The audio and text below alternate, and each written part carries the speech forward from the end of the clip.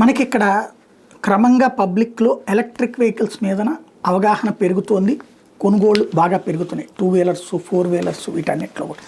ఎందుకు అంటే వేల రూపాయలు తగలేసే బదులు ఇది బెటర్ కదా అన్నటువంటి ఆలోచన క్రమంగా పెరుగుతుంది.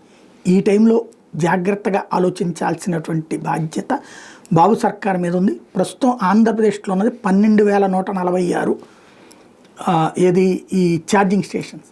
ఇవి కూడా 100కి 90 జనరల్ ఛార్జర్స్, అంటే 3 గంటలు 4 గంటలు బట్టి వేగవంతమైన ఛార్జింగ్ స్టేషన్స్ కావాలి. లైక్ సూర్యాపేట దగ్గర ఉంటుంది, ఒక కారుకు పెడితే అరగంట పడుతుంది, ఓ బస్సుకు పెడితే గంట పడుతుంది.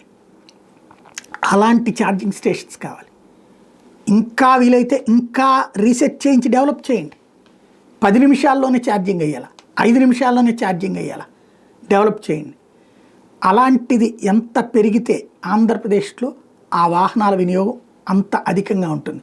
ఇప్పటికే చాలామంది కొంటున్నారు, దాన్ని ప్రోత్సహించాల్సిన అవసరం ఉంది.